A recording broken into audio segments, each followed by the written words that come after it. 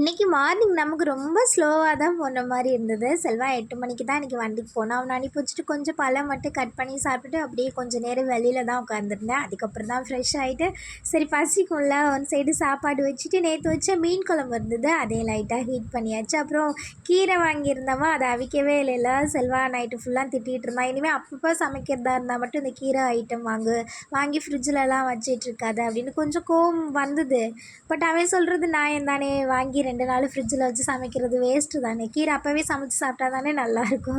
எனக்கு இந்த கீரையே அவிக்க தெரியாது. இந்த முருங்கைக்கீரை மட்டும் வெந்துருச்சா வேகலையானும் எனக்கு ஒழுங்காக பார்க்க தெரியாது. என்கிட்ட பரவாயில்ல சக்க மாதிரி தான் இருந்தது. மீன் குழம்பு நல்லா இருந்ததுனால கொஞ்சம் அப்படியே நல்லா சாப்பிட்டுட்டு அப்புறம் அத்தை ஊர்லேருந்து மிளகாப்பொடி மல்லிப்பொடி கொடுத்துருந்தாங்களோ அதை அப்படியே ஒரு டப்பாவில் போட்டு வச்சுட்டேன். அதில் லைட்டாக குட்டி குட்டியாக கருப்பு கலர் வந்து அந்த டப்பாக்கில் தான் இருந்தது. பட் எனக்கு ஒரு மாதிரி இருந்ததா சரி வெயிலில் காய வச்சு எடுத்தால் கொஞ்சம் நல்லா இருக்குல்ல. இதில் பூச்சி பிடிக்காமல் இருக்க ஏதாவது டிப்ஸ் இருந்தால் சொல்லுங்கப்பா.